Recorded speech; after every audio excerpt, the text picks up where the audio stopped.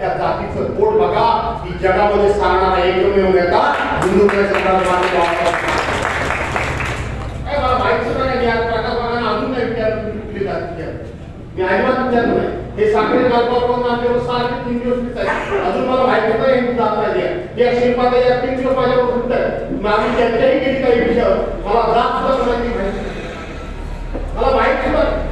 कारण शिवसेना प्रमुखांनी आम्हाला हाच विचार शिकवलाय, हाच विचार शिकवलाय. कोण जातीचा, कुठल्या जातीचा आणि कोण कोणाच्या जातीमध्ये जन्माला यावं, कोणाच्या पोटामध्ये जन्माला यावं, हे कोणाच्या हातामध्ये आहे? कोणाच्या हातामध्ये?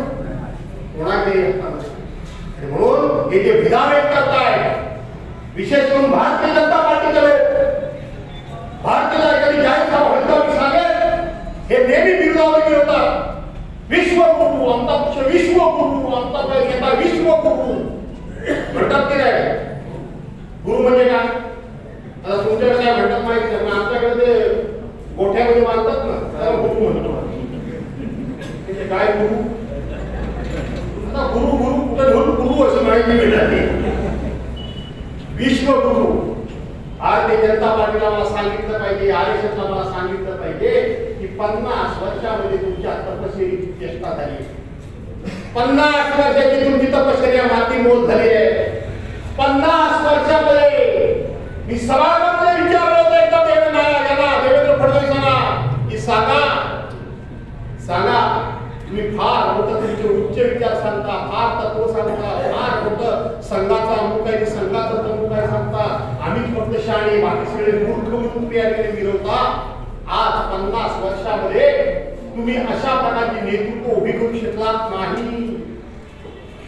50 वर्षामध्ये स्वतःच्या विचारांची नेतृत्व उभी करू शकलात नाही. आज प्रत्येक राज्यामध्ये दुसऱ्या पक्षानं तयार केलेली नेतृत्व तुम्हाला चोरावी लागतात. चोरतात का नाही?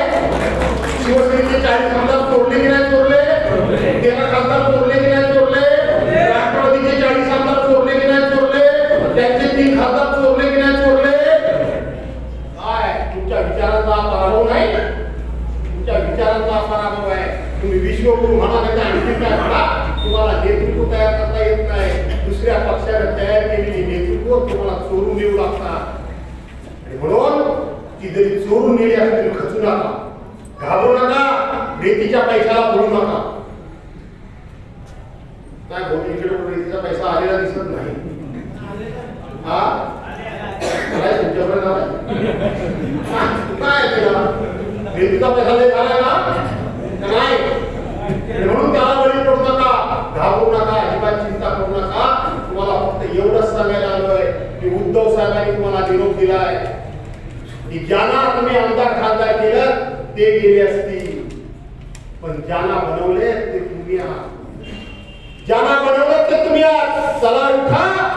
उद्याच्या 2024च्या लोकसभेच्या विधानसभेच्या निवडणुकीमध्ये इंडिया आघाडीला पाठिंबा देऊन उद्धव बाळासाहेब ठाकरे जे जे उमेदवार देतील त्यांना निवडून द्या आणि निवडून द्या हा विश्वास